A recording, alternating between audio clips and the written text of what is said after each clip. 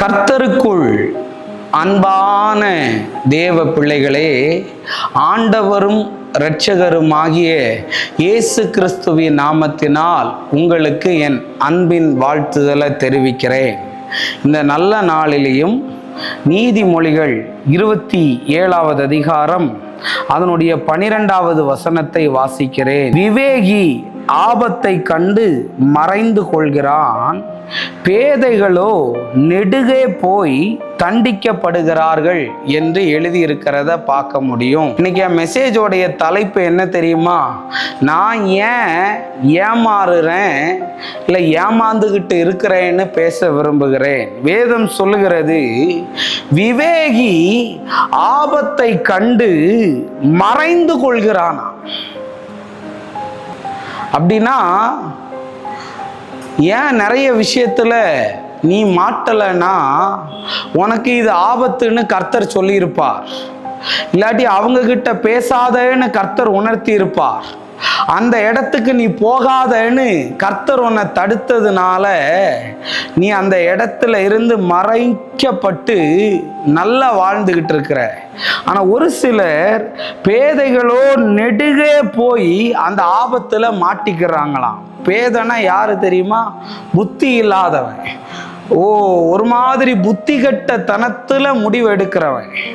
இன்னைக்கு உன்னை பார்த்து சொல்ல வர நிறைய பேர் பார்த்துருக்காங்க. சீட்டு போட்டு ஏமாந்துட்டேன் பிரதர், பணத்தை கொடுத்து ஏமாந்துட்டேன் பிரதர், அப்படின்னு எல்லாம் எனக்கு இங்க வேலை வாங்கி தராங்கன்னு இவ்வளவு லட்சம் பணம் வாங்கினாங்க பிரதர். நெடுகே போய் தண்டிக்கப்படுகிறான். வட்டிக்கு வாங்கி பணத்தை கொடுத்தவன் இருக்கிறான், பலுசைக்கு பணத்தை வாங்கி கொடுத்தவன் இருக்கிறான். ஏன் தெரியுமா? ஞானம் இல்லாம செஞ்ச காரியம். நான் எல்லா காரியத்தையும் செஞ்சதுக்கு அப்புறம் தான் அறிவு வருது. அந்த இளைய குமாரனை போகாத, பண்ணாத, செய்யாதேன்னு அப்பா எவ்வளவோ தடுத்து பார்த்தார். ஆனா போய் பணத்தை இழந்து, பலனை இழந்து, ஆரோக்கியத்தை இழந்து வரும்போதுதான் புத்தி தெளியுது. இன்னைக்கு நான் உன்னை பார்த்து சொல்ல வரேன், போய் எதுலையும் போய் மாட்டிக்காத தம்பி தங்கச்சி. பணம் கொடுத்துதான் உனக்கு அப்படி வேலையை வாங்கி தரணும்னா அப்படிப்பட்ட வேலை உனக்கு வேண்டாம். புரோக்கர் கமிஷன் கொடுக்குறேன், இல்லாட்டி இதுல பார்ட்னரா சேர்றேன்னு அப்படி எல்லாம் வேண்டாம். நீ ஆண்டவரை நம்பி இருந்தனா கர்த்தர் உனக்கு மதகுகளை திறப்பார் இயேசுவின் நாமத்தினால. இன்னைக்கு ஏமாந்து போய் நிக்கிறையா? ஆண்டவர்கிட்ட நான் கேட்கிறேன், ஆண்டவரே கஷ்டப்பட்ட பணத்தை யாராவது ஏமாத்தி இருந்தா கர்த்தருக்கு இவங்களுக்கு திருப்பி கொடுங்கன்னு நான் ஆண்டவர்கிட்ட ஜெபம் பண்றேன். கவலைப்படாத, ஆபத்தை கண்டு நீ என்ன செய், அந்த இடத்துக்கு போகாத, அந்த இடத்துல மறைந்து விடு. ஆனா நிறைய பேர் திமிரில் அலையினான். எப்படி தெரியுமா? நான் இறங்கிதான் பார்ப்பனே, நான் போய் தான் பார்ப்பனே அப்படின்னு சொல்லி இறங்கும் போது எல்லாருக்கும் தெரியும், எழும்புனா முடியாதுல்ல.